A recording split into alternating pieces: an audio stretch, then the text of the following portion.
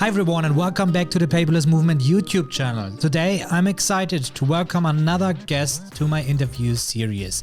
Today we will talk to an Inner Circle member, Shannon Tabaldo, but she's also the first paperless professor I know. She actually got her own YouTube channel and podcast and helping other teachers and professors to go paperless in school and leverage actually the digital world in education. So I'm really excited to dive into this. She also uses Notability as her main note-taking app, and how she combines this with other note-taking apps, that's what we will discuss today. So let's roll it.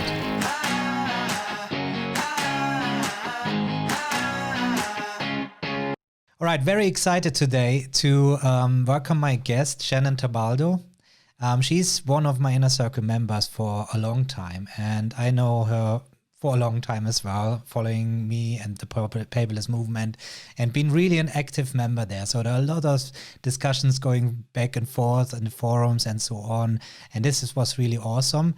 And then I learned that Shannon also is a paperless professor. So I'm sure we will talk about this today and what this is and what she's doing there.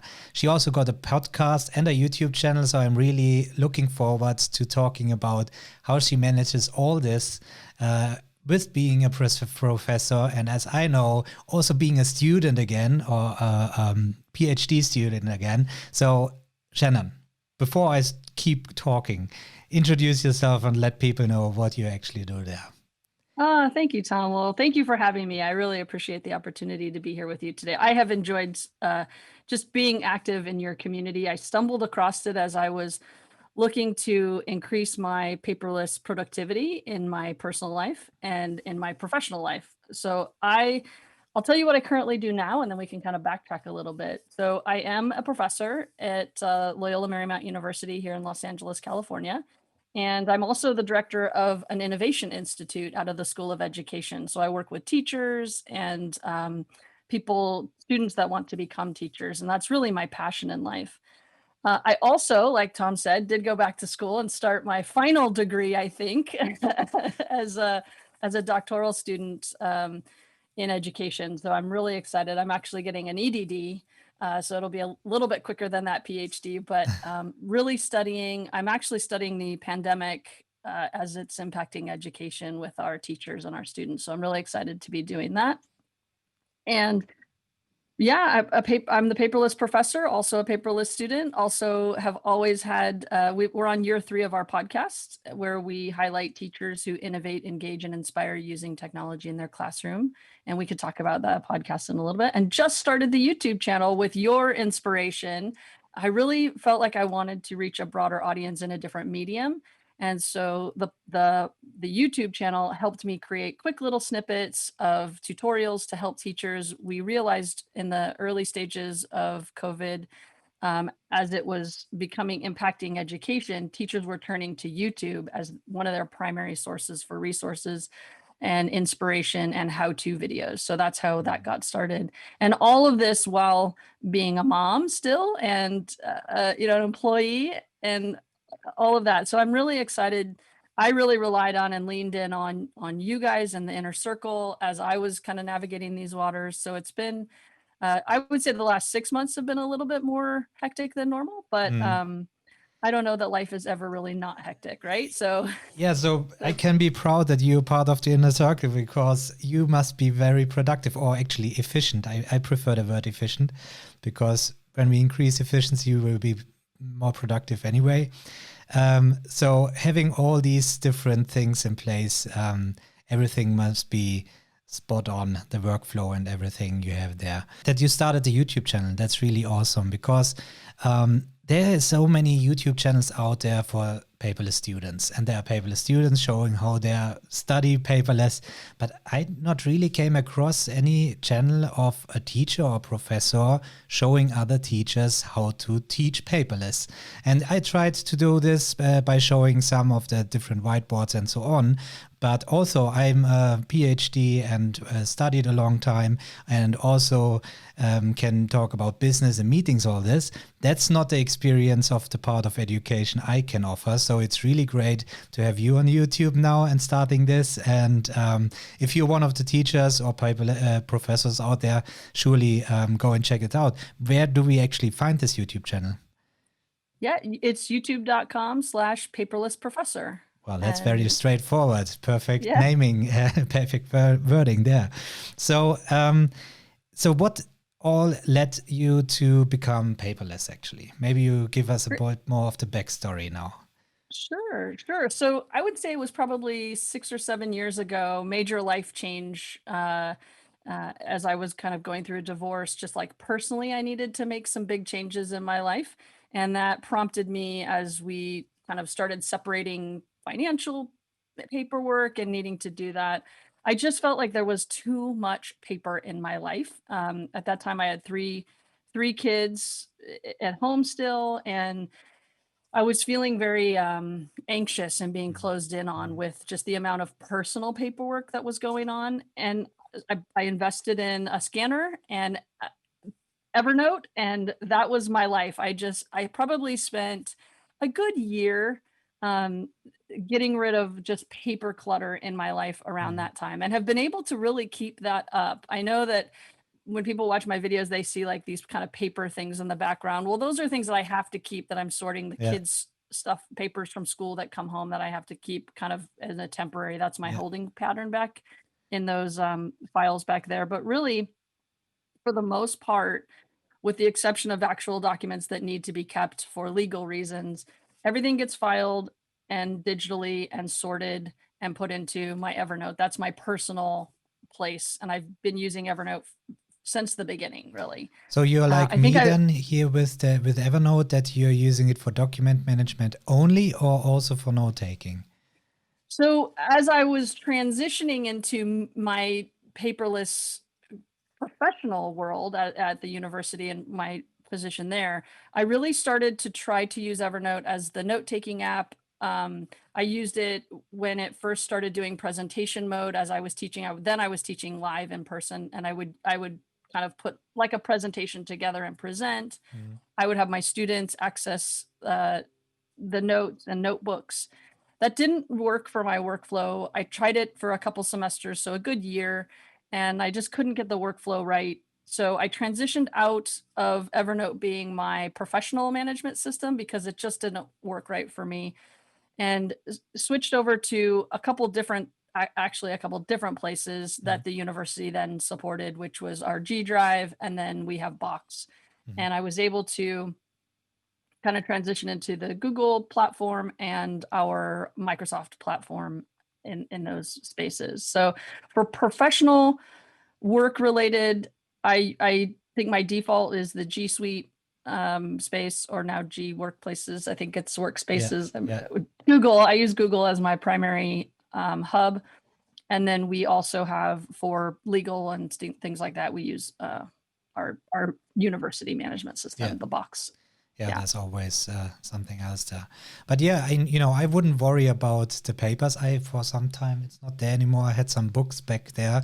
And I also thought there will be the point when people ask me, why do you have any books?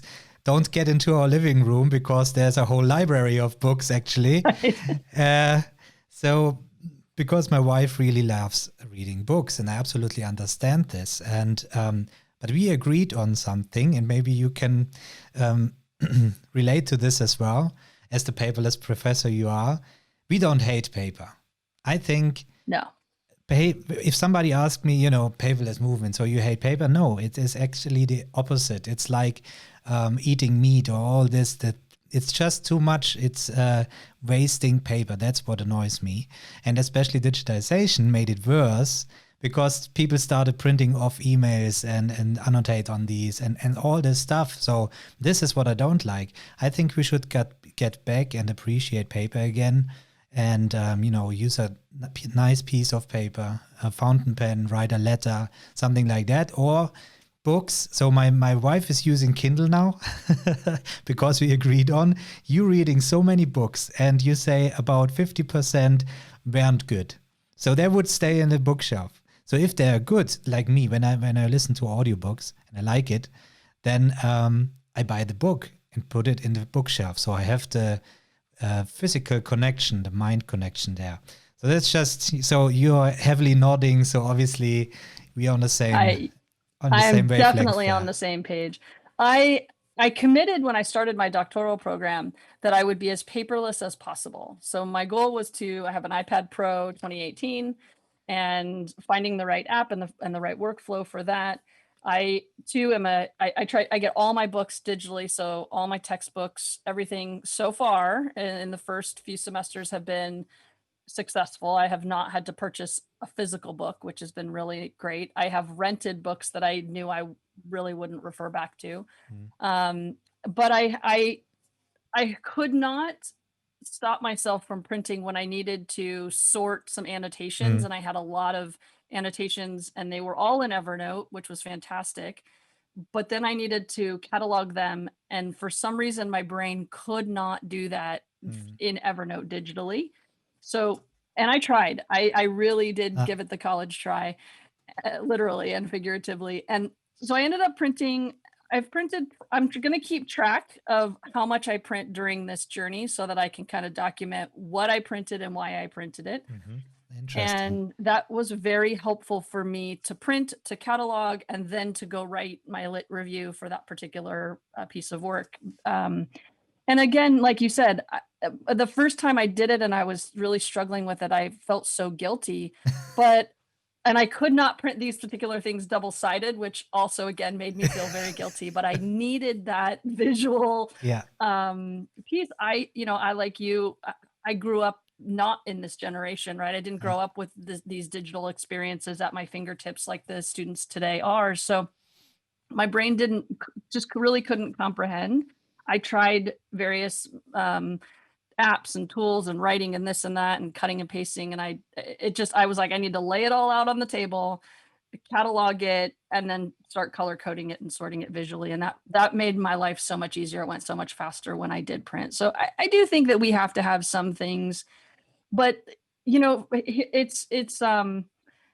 it's election season here right now. And we could just get so much junk in the mail, and like you, it breaks my heart. I care about the environment. I care about just the waste that is happening in the world, and I like having digital systems in place that kind of scan your mail and get rid of all of that kind of stuff. But you can set systems up. I know you've talked about it too. We have systems in place where we can e-bills and things like that. And I love the fact that I can just archive those right into Evernote. I can just digitally print and all that kind of stuff. I don't have to have, and when I had an issue, I could easily go back, find what I needed, and call the company and be like, hey, this happened, and get it resolved. I'm not scouring through papers going, where did I put that, auto insurance bill or whatever. I have it. I know exactly where it is. Let's just stay there with the situation that you had to print off to get your head around the things and understand concepts and all this, because I was exactly in the same boat. And I'm saying was because I finally found for myself the solution how I can actually have the same thing, or actually a much broader thinking than I would have spreading the papers out on the table to get the idea. And this is actually Miro. Miro was really the game changer for me, because obviously mind mapping, if you're one of my Inner Circle members, then you know my masterclass about mind mapping, that this is much more related to how our brain functions doing mind maps. But when I go to the different mind mapping tools, they're very restrictive. So again, they're pushing me into a structure to build these mind maps, and they're not very flexible. So this is again pushing me printing things off and then laying around these things on the table and put them in different places to really have the haptic sensation as well, and the connection somehow to the different nodes. And actually Miro really gives me this back that I can just throw things in this and place them however I want them, and then start connecting the dots. So did you use Miro already, or did you have a look already into Miro? I mean, Miro is just a collaboration tool, actually. It's not really a mind mapping tool supposed to be, but to me, it's the only reason why I'm using it. I did. So after I was having this struggle, I went and just because my brain should have done this, which I usually do first, is I go to you first. I go to your resources first and try to find it. And I didn't make the connection because I really didn't make the connection in the beginning. But since then, I have downloaded Miro on my iPad Uh-huh. because it's also web-based too. It is, yeah. So I was able to watch some of your tutorial videos and so it's ready to go for the next time I have to, and I've done some mind maps with it for just mapping out workshops and things Yeah. that we do for teachers.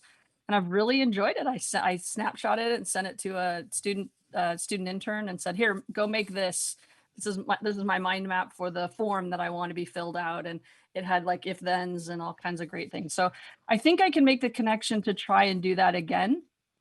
Yeah. I I just don't, didn't have it at the time when I at that moment, but that's the key, right, Tom, is that really finding the right tool for what you need to do. And you talked about this when you were talking about your workflow, right? yeah. And how Yeah. it feels like there might be lots of different applications, but in actuality, because as long as those applications work and continue to work together, the flow makes life so much easier. Yeah. It's not more complicated. It's actually easier for retrieval and access and archiving and all that and note taking. All of it is there. And when it works, it's beautiful. But this is the importance, and that's what I talk to or coach to all my inner circle members, or what I try to deliver the message there. It's not about, telling you my system and that's the all-in-one solution and all this. What I try to train is actually to give you the chance to develop your own productivity setup or system. It is just not possible. When I see a lot of concepts and all this, they usually relate to Evernote or to Notion, and you have to build it in Notion. It wouldn't work for me at all. The concept behind this is great, but why pushing people into one direction? They really have to adapt it. And then usually it ends at some point. You get some concept how to take notes like a pro, or how to make a knowledge management system and so on. And with the new iCore framework that I'm building on, this is just the feedback after 1 year of the membership, of the Inner Circle membership, I got from you guys, the struggles you had and all this, to actually build a framework that helps to look through the whole productivity system from input, control, output, and refine. So this means taking notes. And so what? That's the usual issues. People take notes all the time and they feel very productive. But in fact, they're just writing down things and never find it again. I'm talking about myself. That was the situation I was in. In a paper notebook, I was writing down notes, then never find it again. So I went digital, but let's face it, Notability, Noteshare, Good Notes. We put notes into this, and either you live in this system and you have everything in Notability, then you can become organized. But as soon you start to try to connect it to Noteshare or to Notion or others, then the struggle begins. So it is not as easy. And you were exactly talking about this, about connecting the dots and the systems work together. And this is really something that can become really overwhelming. You have a task manager here, you put information there and so on. So I always say, first think about your workflow and what you want to achieve, and then look for the right tools to use them, and maybe use one tool for everything, and then maybe you can do this. And it seems you established a lot. So maybe you can talk a bit more about your general setup. So let's start with note-taking. What do you use for note-taking then? We go through the iCore framework now, isn't that so? Yeah. With note-taking, the input. So note-taking, my default is Notability. And I feel very blessed because I was able to really test out, I've downloaded all of everything, and from OneNote to GoodNotes to NoteShelf to Notability. And as I worked with all of them before it became critical, Notability was the one that was easiest for me to get in and out of. I liked the organizational structure. I was able to really set what I needed to set up. And I was able, really for me, it was getting in and out of the note as easy as possible. And so that's really why I keep landing on Notability. So my default Notability, that's for my school when I'm in lecture. Even if they're digital lectures, I'm taking notes in Notability. At work, if I'm in a meeting, I import the agenda and any peripherals, any other paper that they give us. I just scan it or upload it, import it, and then I can take notes right in there. So that's my default go-to. And even personally too, when I'm in a note or I'm in a meeting for personal or the podcast or anything like that, I can, even if I jot it down in a notebook, I immediately snap a photo and import it right into Notability so that I have that, and the handwriting recognition, all of that works really, really well. I did buy that feature, and I have had no regrets. So that's probably my step one for everything. So when you take a picture of your notes, does it OCR it as well? So transcribes it to text? Or it doesn't converts transcribe to text, but it recognizes Yeah. the text when it's searching, as Okay. long as my handwriting, I am not the best. I don't have the best looking handwriting. Yeah, me neither. I definitely, I was Typical doomed to be a PhD thing. Yeah, this doesn't work out for me. Yeah. So yeah, so I it does, as long as I try to print really neatly. It does a pretty good job for what I have. Okay, so. That's interesting. And this was also, it is not as old, or that it's not long ago that actually the note-taking apps implemented handwriting recognition, that you could convert the text and so on. So when I started a YouTube channel talking about iPads and these handwriting softwares, that was actually something where you just went digital and had a paper notebook in a digital version, but nothing more. Now it's easy to just say, okay, listen, you can do exactly the same thing you did before on paper, but on your iPad, and your notes become searchable. And that's usually the conversion thing. People start using it. So you using Notability a lot. So how do you organize everything? When you're looking for some notes you have taken, how is it organized in your Notability app? Notability app. So I have my big dividers, and they are usually broken out by so school. I have a couple different big dividers for school. Within the main, my coursework school, I have all the different classes that I take, and then in there become my notes. They're all color coded. Work is the same. I do a lot of coaching. So I have a coaching folder. I have a lot of workshop folders. I have meeting folders that are my big dividers, and then subfolders between there. So it'll say meetings, and then it'll be meetings with, person A, B, C, and D.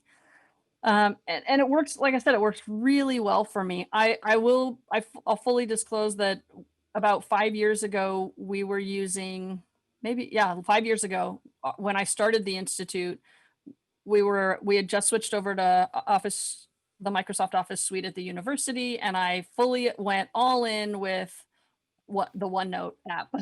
I knew this comes. all in. And it was great. I mean, it had the different notebooks, it had the different tabs. We had templates that we had built that when we got a new client, we would just cut and paste the template over and start filling things out. And it was fantastic. But we ended up having barriers on our end as our teammates couldn't all access it remotely when we were on site or when we were in the field. We could really only access it, some people, not me, but other folks could only access it from certain spaces. And it really defeated the purpose of having a shared team, these shared team notebooks, because we were supposed to be taking pictures and observing while we were on site. And it just didn't work out. So we kind of ditched that about 3 years ago and moved everybody into the Google Suite, which is where all of our, because no matter where you are on your phone, they can snap photos and take notes and use Keep and all that stuff. So it just works so much easier.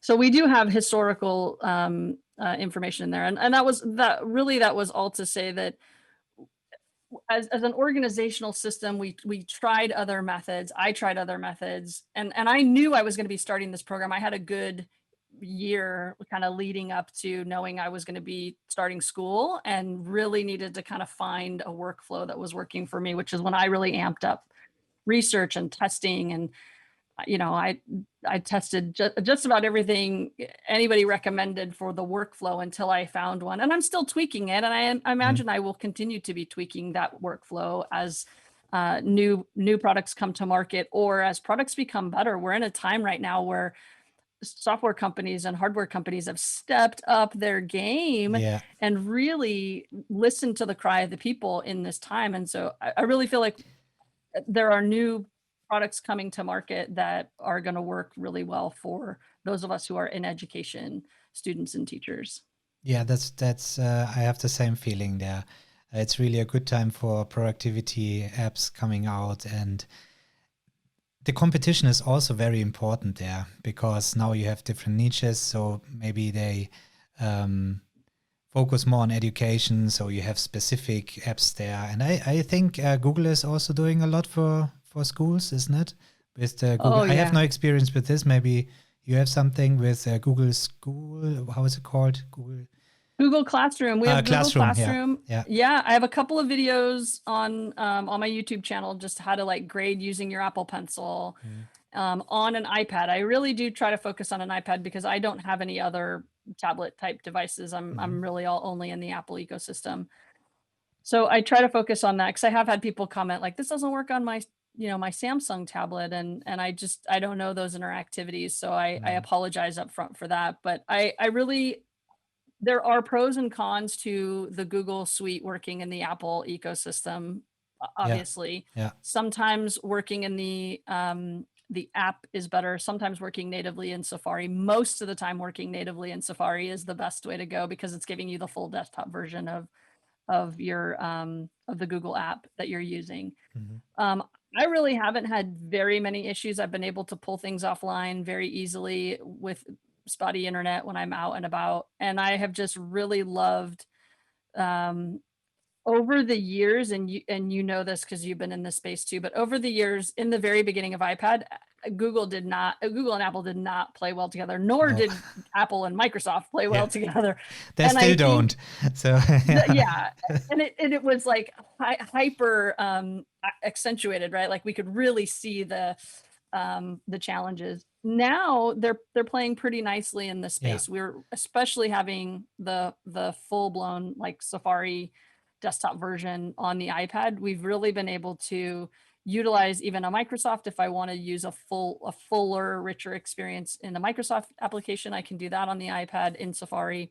But I've been very happy with the Google applications. Google Classroom here in at least in our area in the United States, I think has been one of the major education deployments as rapidly as you could possibly. Every schools had it, but I don't know that they were really using it. So we really had to kick up we're a technical service provider. We provide professional development. So we stepped up our game as like, how do you really set these up for maximum productivity, right? For workflow of your students so that your students aren't seeing so much, nonsense and then Yeah. lose the education piece among all the notifications and their emails and things like that. So we spent a lot of time training, and I was able to move some of those tips in my tech tip for 2 minutes on the YouTube channel. So I have those. I try to make them really short and sweet because nobody really wants to, especially when you're a teacher and you're like, I just got to know how to do this. I try to just chunk these into these 2-minute quick little intervals of like how to do it. And that's been pretty successful. I'm getting pretty good feedback on those little 2-minute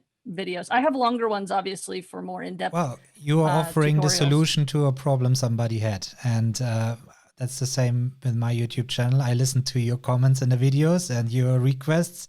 And here we are with the membership and everything. That's not grown out of my mind. This was actually requested. So I think that's always the best. Listen to the customer. And again, for all the new tools there like Notion and all these, it is crucial that they are customer focused and really listening what the people need and want. And I want to go back again to Notability, where you mentioned that you actually using Notability for everything, isn't it? So is it also for task management and you have your actions in there? And how do you actually access this? So do you use the global search and all this? I use the global search, yes. Typically what I do is I actually have Todoist as my task management system for my personal and school. So anytime I get any deadlines, due dates, anything like that, all goes into Todoist. For our work at the university as a team, our team uses Asana as our task management system.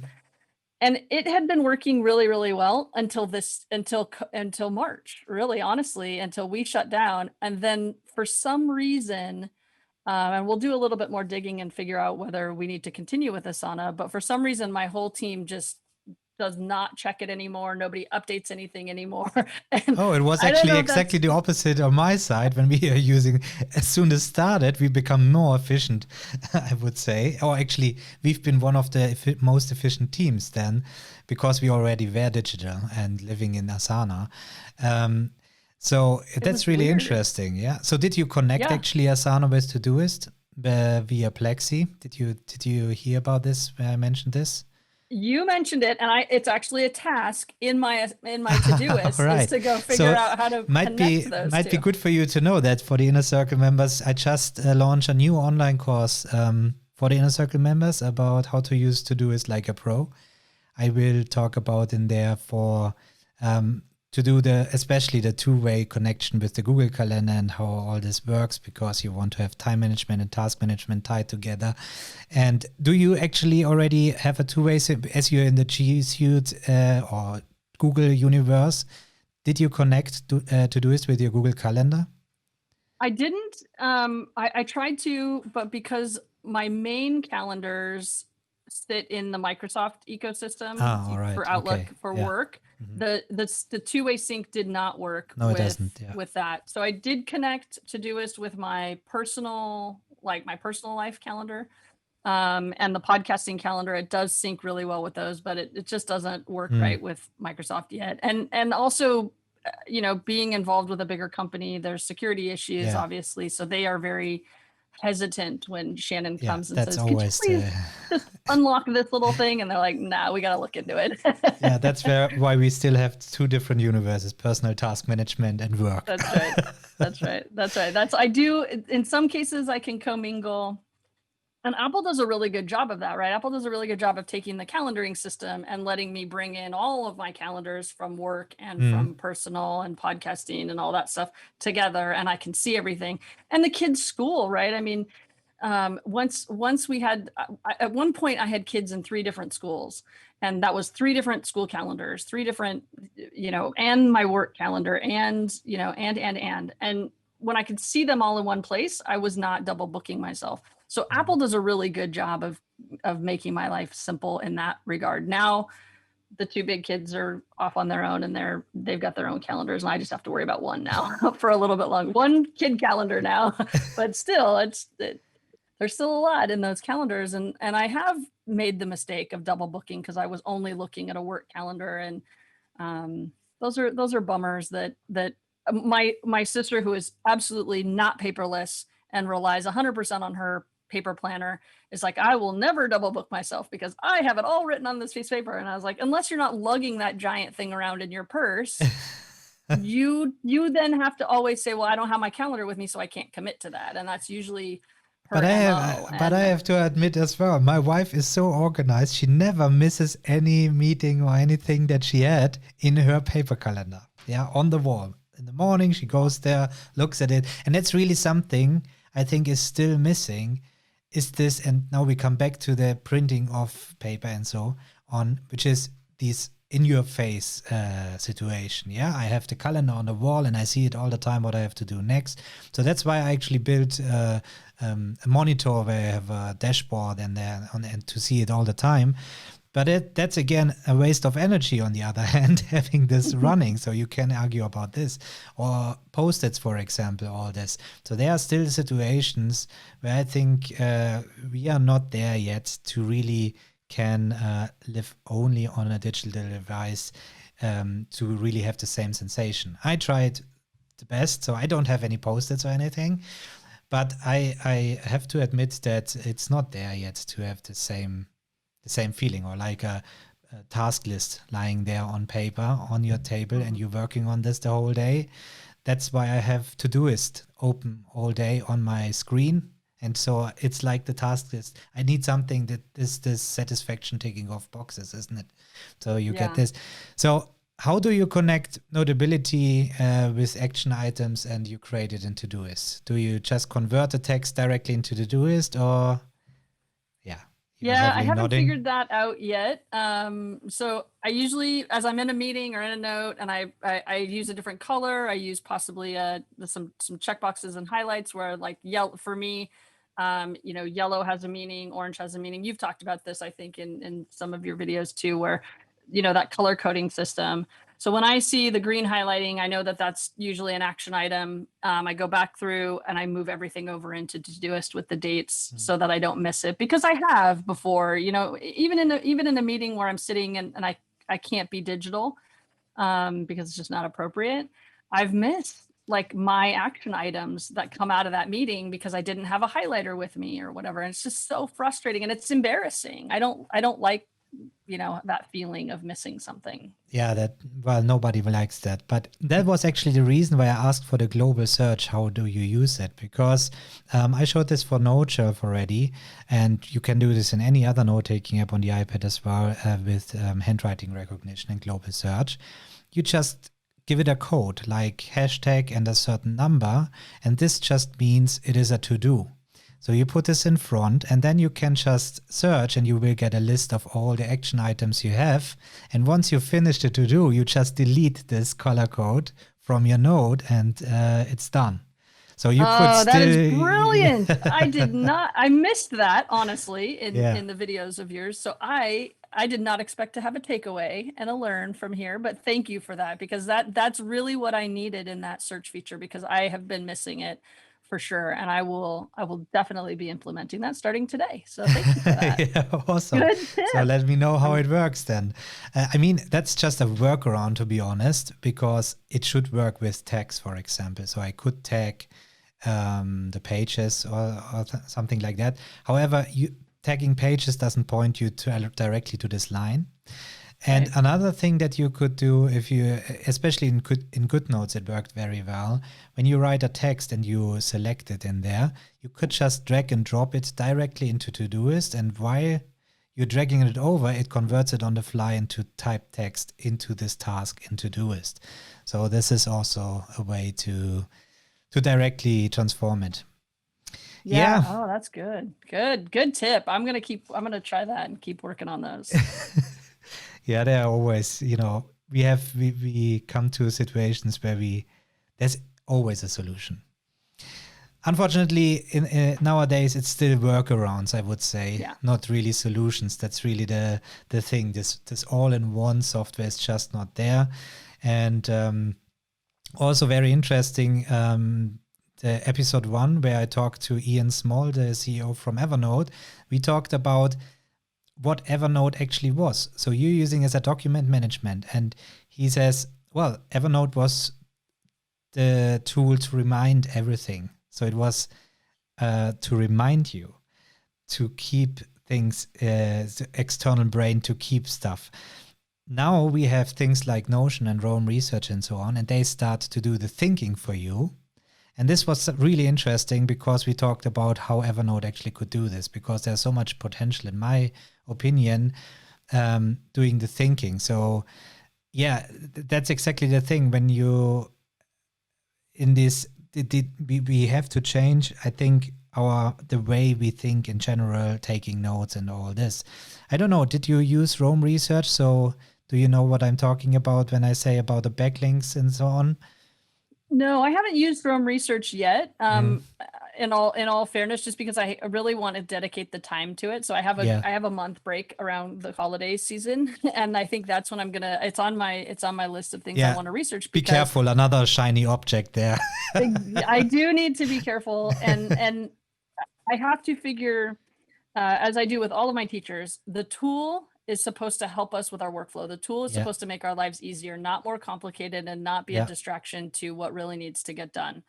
So I really have to, as I'm thinking like an educator in my application and use and research of tools, is what is my problem and how will this tool solve my problem?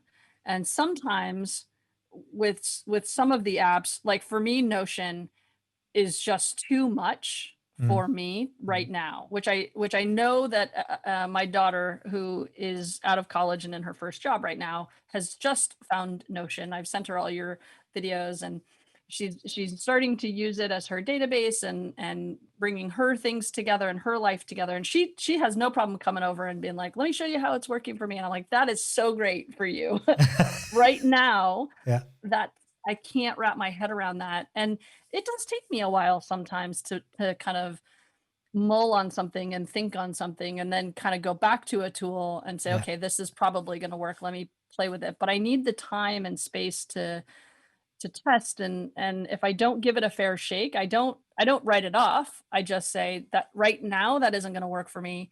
Because I do think Notion has, especially for the podcast and the YouTube channel, has a lot of potential. I mean, I've seen the way you use it. I've seen the way Thomas Frank uses it. I've seen the way Ali uses it. So I see these guys, these productivity guys, and they're using it. And I'm like, that's fantastic. I wish I could do that. And then I'm like, I'm not there yet. Like my life hasn't kind of caught up to being ready to adopt that yet. So it's kind of in my space. Rome Research is the one that I've put on my November to kind of January looking at and seeing if I could replace some other pieces or enhance something as part of my workflow in there, because I like how you talk about that kind of that second brain or that thinking.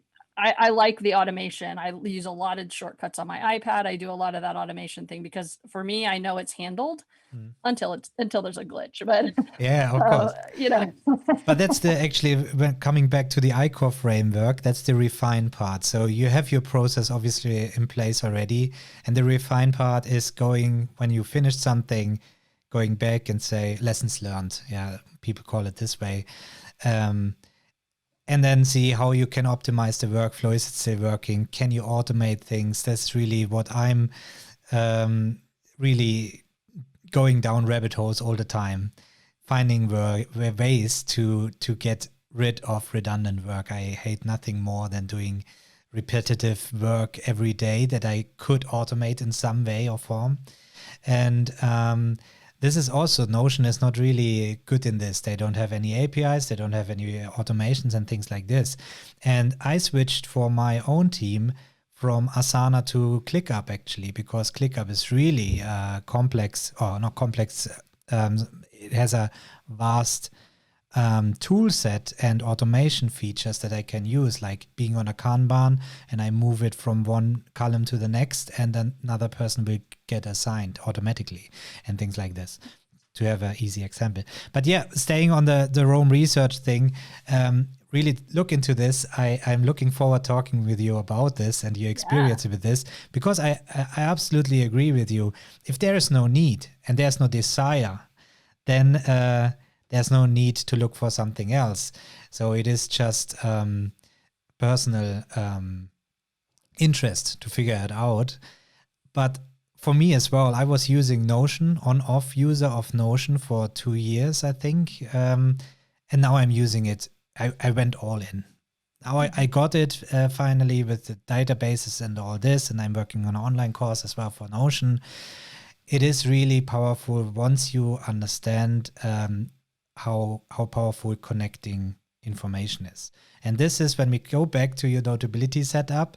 This all works great. People are really efficient this way, and you have the Zettelkasten and all these concepts as well, where people find their notes and can really work out of this. I think the issue we have, that we are still stuck in our old mindset in this hierarchical thinking, because we have the folders and we are used to folder structures and we try to put everything into these folders. And Rome Research doesn't allow it. You don't have any folders. It's just flat. So there's just only cross connections. And to make a simple explanation, you have Notability, you have two roots of different notebooks, and then you have information that just fits into two notebooks at the same time. And then you start thinking, where do I put it now? It fits in both. So you duplicate it maybe, or you don't. And Rome Research, for example, but also Notion now also allows this. That's the backlinking and the referencing. I can just put this information on both positions, and they update wherever I update the information. So Love it. this is really powerful, and I'm using Roam Research heavily, but only for meetings. So when I have huddles and talking to my team and so on, I use Roam Research to take the notes down. And then later on, I can just go to this person and I see all the information we talked about this, and I filter about a specific topic. So I have the combination of this person with this topic, and I get all the information I wrote down for this. So we have really to talk about this I'm excited later on. Yeah, because I can that's see awesome. that. I can see that really working in specific education spaces, higher education, for example, as we work with students individually. I can see it working in our team setting as a group, as a physical group, but also I have the different hats that I can put on and look at this tool and say, how will this work in these different lenses? So how could it work as a student as I'm taking notes and putting it, and because I do run across that, right? I do. So I just have a unfiled folder that sits in Notability because I don't really have anywhere to put it. And one of the things that I don't do anymore is delete anything. And you've talked about this with this digital space. We have so much digital space. It's like infinite digital space. And so I typically don't delete anything. I archive it. So I create annual archive folders, 2019, 2020.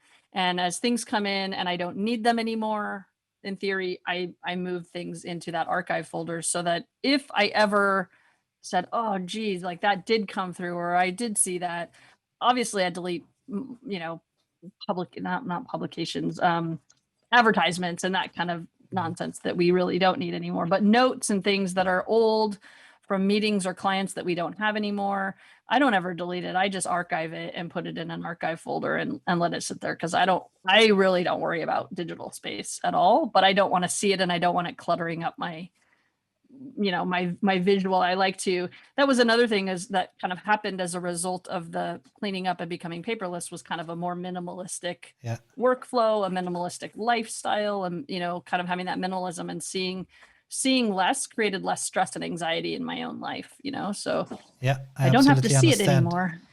It's good. And again, I have to come back to Roam Research here, because you don't see anything. You just put it in there. You're building up your own Wikipedia, actually. You can just click through your notes to the words. You just, especially for students, I see this as well.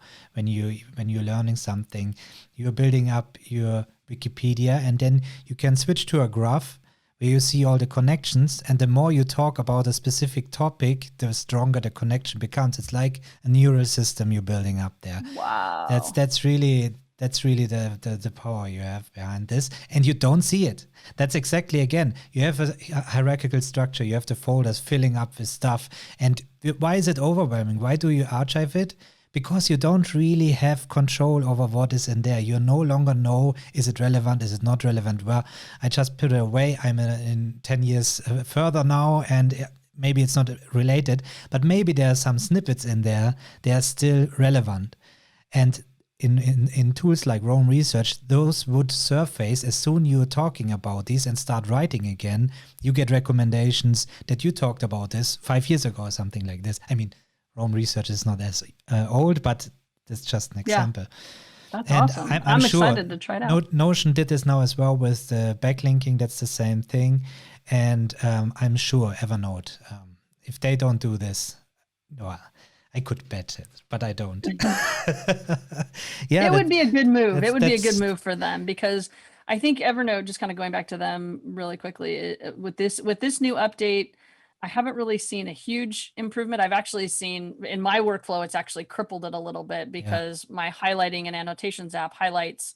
I used to export my annotations, just the annotations, by color to Evernote, because then I could easily grab them and move them into a Word or a Google Doc very, very simply. The text was coming over. It wasn't a PDF and it didn't come over wonky. It was really a great seamless interaction. Then I updated and I lost the connectivity, and I feel like I will not give up. I still love Evernote. It still has all of my stuff in it. I tried to link Evernote to Notion back in the day, and it did not come over really fantastically. Well, that's the thing what I never understood, why Notion advertises with you can just go over from Evernote to Notion. It's a complete two different systems.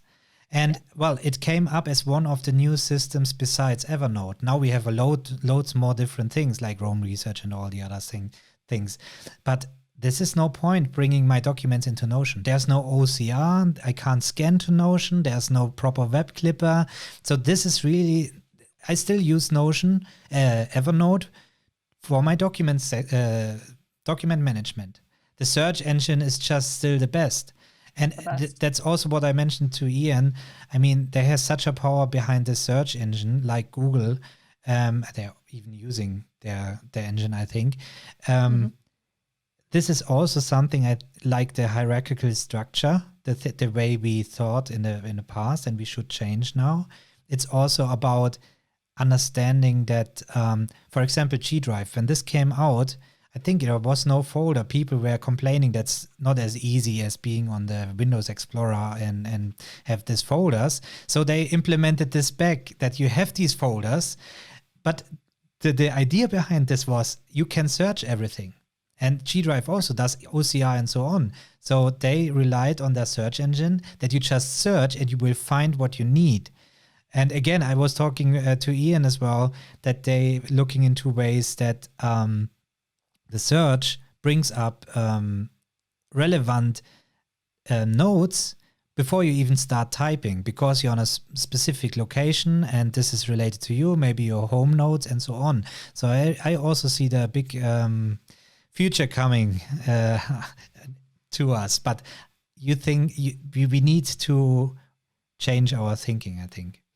It is a complete different way now. The note taking, the flood of information we have every day and all this, and this is just overwhelming. And you just brought it to the point when you said you are archiving things. I do this as well. Yeah, where I say, okay, it's no longer relevant, but it's like keeping all the old paper from my school time. Yeah, big boxes. I shredded them. Finally, after 20 years, I shredded this paper because. And I kept one piece of paper to remind of, but I will never go through all my notebooks from back then. So I understand this. Have you? And I don't know if this happened to you, but when I do that, when I have that kind of a big purge, I have that panic moment of like, should I have really done that? Like, and I think that's just human nature, is that we become attached to that physical. Like, I might actually need that. And the minimalist folks say, I feel good. I've scanned it. Like, I've scanned it and I can shred it. And I feel like if I ever needed it, it's there digitally. I do worry about, like you said, that kind of digital waste or digital clutter. So I try to keep everything really nice and neat.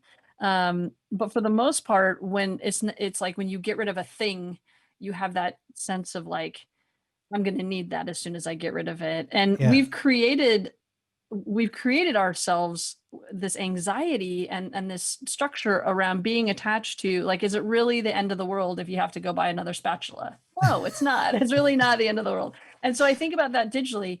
It's not the end of the world that I have an archive folder in there.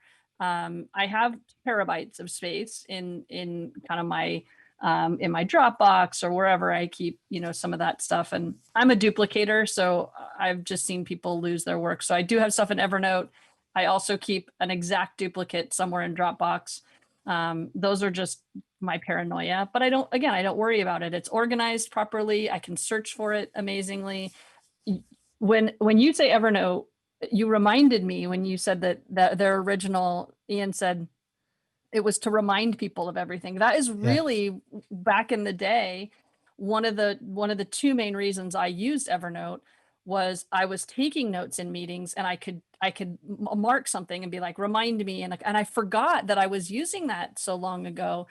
Essentially I found other more efficient, better integrated apps that I could, I use Spark for my email client, and I can shoot something from Spark to Todoist and set those reminders up. The natural language integration with Spark and Fantastical and things like that work really, really well. Yeah. And keeping us kind of cohesive in that workflow. And Evernote just for me evolved into something that was I won't ever, I don't think I'll ever get rid of it. I think I'll continue to pay. Every year I kind of go through what are my subscription services, and I continue to see that for two reasons. One is I probably don't meet the threshold of needing to pay. I could probably go for the free version. Yeah. However, Evernote is a company that I've believed in for a really long time.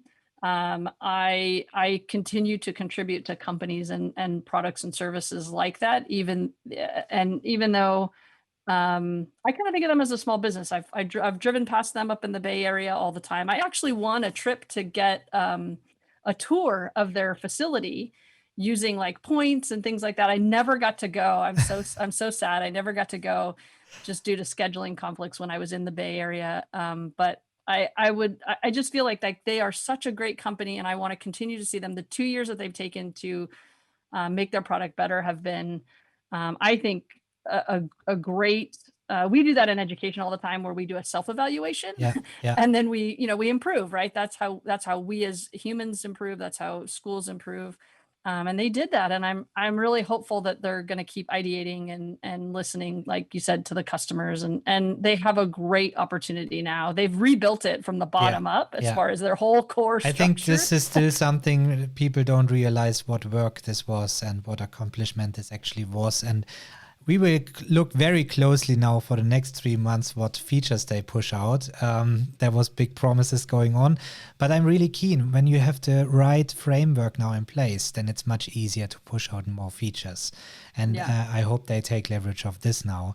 And well, Ian will be back in the show in January 2021. He promised already, and we talk about the new features in the meantime published to Evernote.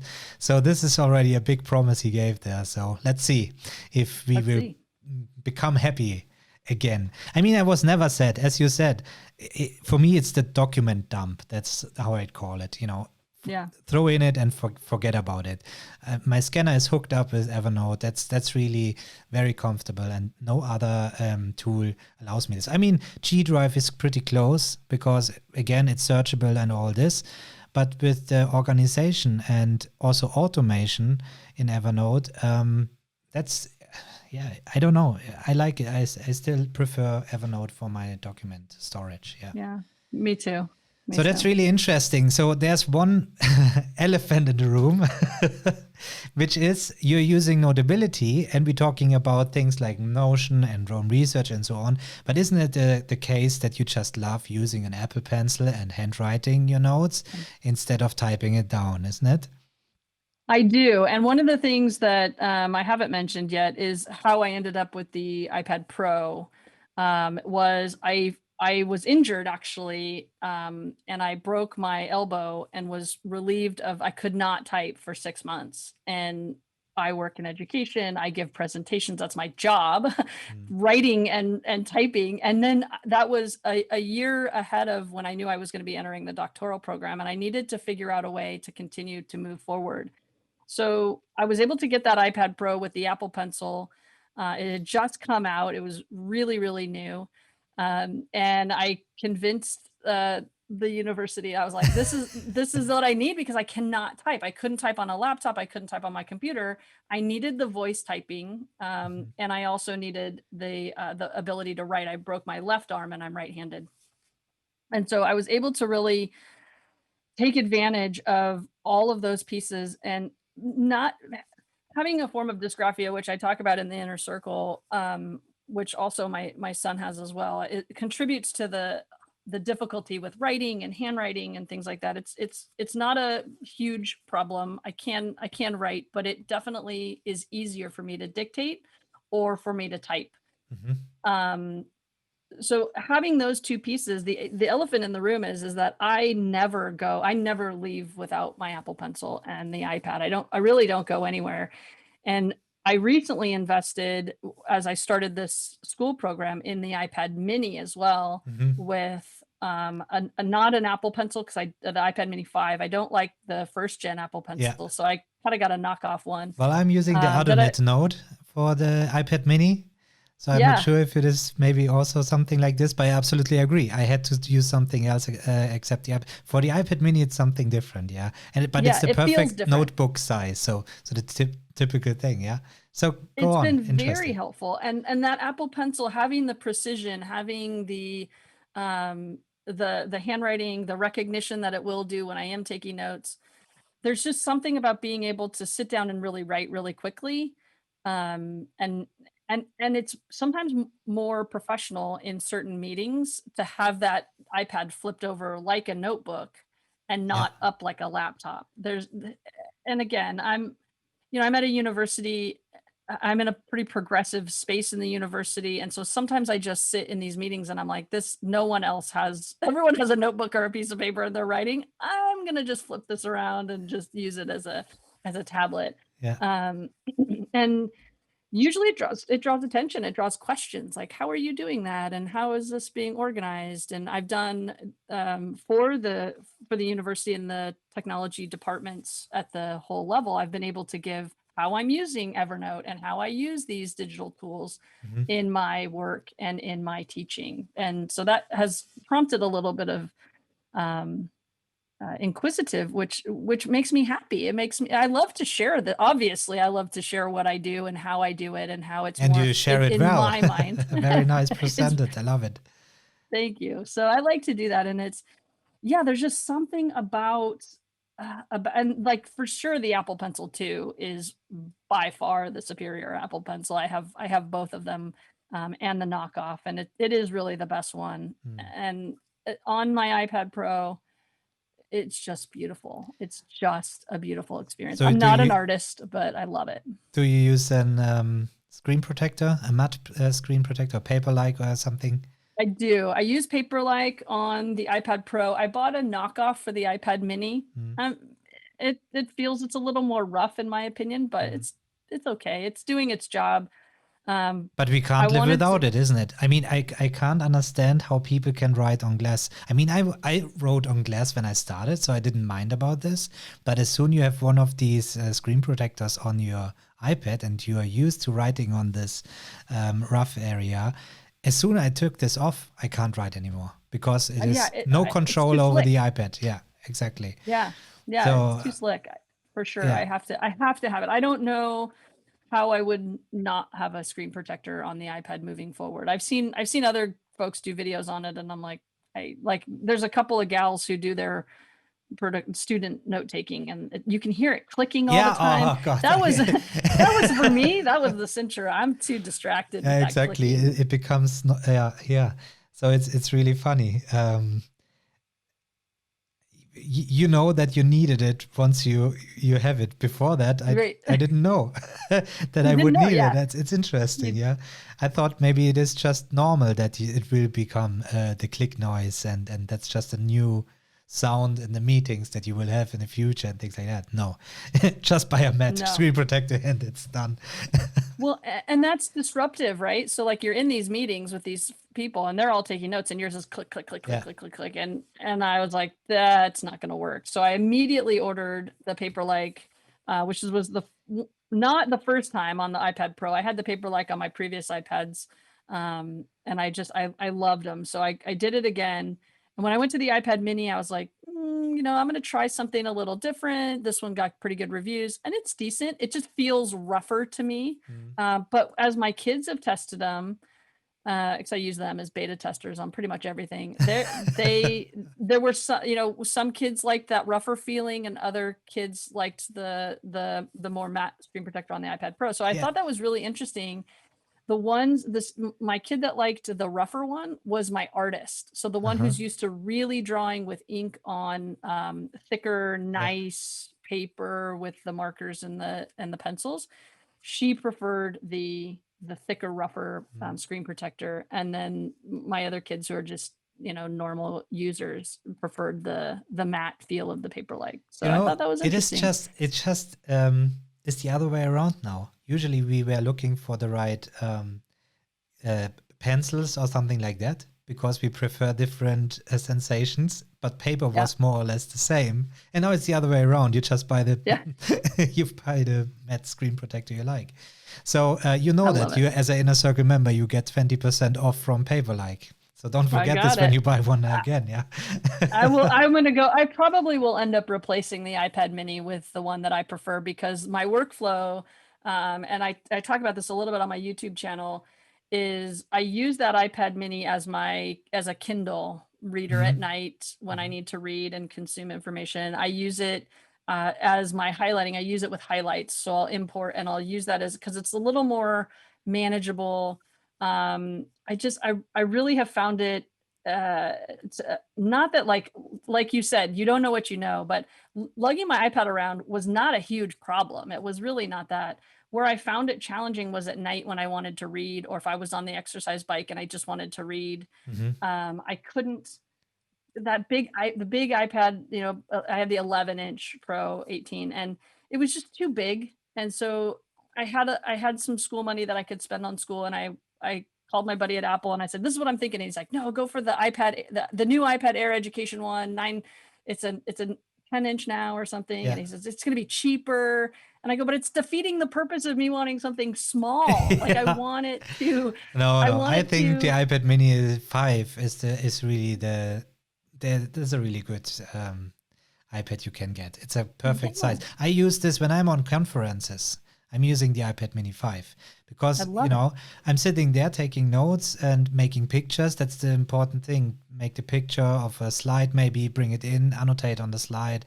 And once I'm going to networking, I just put it in my backpack, done. Easy. It's easy. So this is really, and I see the others with the big laptops, then they don't know where to put it. And this is just the perfect size. I love the form factor. I love that it's, and I didn't do a straight, like it doesn't have everything on it that my full iPads do. So it doesn't have all of the apps. It has exactly what I need. Yeah. It has my Audible. It has my Kindle. It has highlights. It's got the Safari on it. It has the ones that I need for really, right now I've been using Speechify as my auditory, so it will read my PDFs to me. And that's really helpful. So I feel like it has just what I need on it. Note-taking apps, I use, it has Notability on it. I do use Apple Notes occasionally too for just some quick jot things. So it just it's the basics. And I use it as my teleprompter too. When I'm recording YouTube videos, I have the big tripod I use my iPhone to record, and then I use another tripod that holds the iPad right underneath so they're kind of like stacked on top of each other. And that iPad mini is my teleprompter that kind of has all my stuff on it. When I was scripting, and I'm doing this less and less, and it's only a few videos where I scripted, but I have a teleprompter, a proper one, where you have the Miro there and you actually look into the camera. There was the iPad mini lying down there and, giving me the text. So that's just perfect for many situations. And I think with the iPhones, I still think, my God, especially the Max versions, if you had a stylus there, it would just be perfect. And also if they would implement, I think they're so afraid that Chief Jobs will come back from his grave when they implement a stylus that they don't do it. And also that they don't, like in Galaxy Note, I used Galaxy Note for a while and, I switched back to iPhone. But the big advantages was really the S Pen and the feel. It just worked perfectly. And that you had on your off screen some information, like your notes. You were able to write directly, and that's the post-it feel. That's what I mentioned before with the in-your-face feeling. There was, Let's see what they come up with in the future. It takes always longer on Apple, we know that. So, Shannon, awesome talking. And I see we can talk another hour at least, because there are so many things that I would have loved to discuss with you. So we definitely have to do a follow-up, I think. Especially when you checked out Rome research, maybe we can talk about this as well. I'm sure a lot of listeners out there enjoyed this as well. And what I really in particular liked about this was talking about Notability and how you use the handwriting and so on, because I think it's good to see that this actually works. You can really use these note-taking apps to live and breathe through them. And that's really awesome.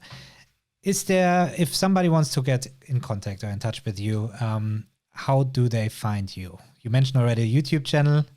So yes, YouTube channel, if you're interested in any of our videos, and I'm trying to come out with more in between classes and work and whatnot. So that is, I'm the Paperless Professor at YouTube on YouTube. Our podcast is called the My Tech Tool Belt Podcast, and we're on all podcast streaming networks. And that's a podcast for teachers. It's not specifically paperless, but it's definitely a digital podcast where we talk and interview teachers, like I said, who innovate, engage, and inspire using technology in their classrooms. And that's we publish right now, I think we have almost 50 episodes out over the last few years. So it's awesome. Pretty good. So we really encourage you to go there. And then on Twitter, I am Tabaldo on Tech.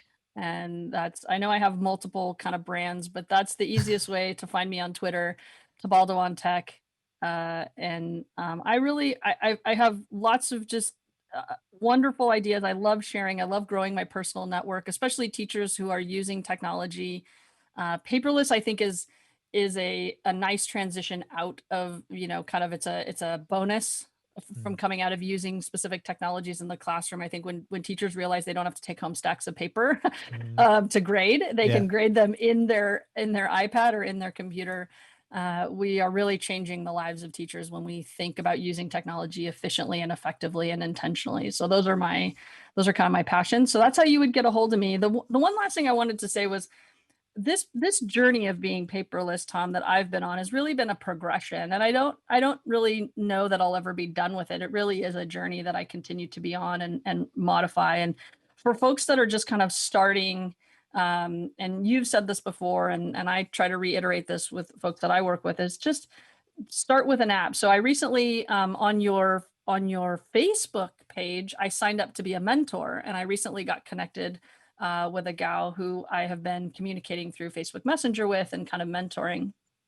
And we've been able to kind of go through those processes of like, find the right app first, start out with the free versions if you can, and test them out and really see which one works for you. And then we build on from there. But there's really, it defeats the purpose to try to go all in and go to a Roam Research or go to a Notion, depending on where you are. If you're just starting out in the journey, it's better to start with either a Notability or a GoodNotes or a Note Shelf or somewhere in that space, and really find the right tool and build from that tool forward.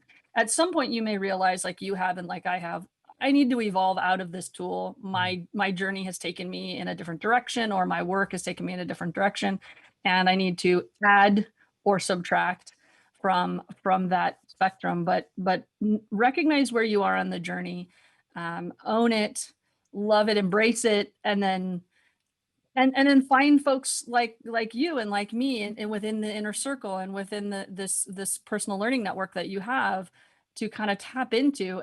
I have not met anyone on my journey that has not been willing to share tips like you just did with me, right? We are all in the same boat. Those are gifts. And I cherish those relationships. I cherish the friendships that I've made and the digital connections that I've made with people on this journey. So that would be my recommendation for anyone who's interested or kind of in the beginning of their journey. It's not easy. It does take a mind shift to get out of the paper, to get out of the physical notebook space. But you like any journey, the more you do it, the better and the easier it gets. And so those are things that I've shared with others as I've mentored and coached. Now I'm by no way as proficient at it as there are others out there that are so much further along in their journey, but where I am, I'm happy with it, and I'm excited to just keep connecting and finding other folks that are in it with me. I absolutely love that. That was the perfect ending, and I think there was no big value bomb here in the end. So that was really, thank you very much, Shannon. This is awesome.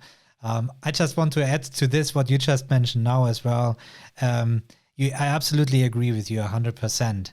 And this is why the iPad and the Apple Pencil really makes the entrance into the digital work so easy, because you are so used, or the workflows you can replicate on the iPad that you used to use on your notebook. And this is really, I absolutely agree. And I think that's a good ending there. And I can't wait to talk to you again in Inner Circle and then here on the podcast again. You have to be back on the show. It was really awesome. I will definitely. Thank you for having me, Tom. I appreciate it. Thank you. Bye. Bye-bye. So I think this was another very interesting insight of a productivity system of one of my Inner Circle members. It's always inspiring listening to these setups and talking about this, because we are all in the same boat.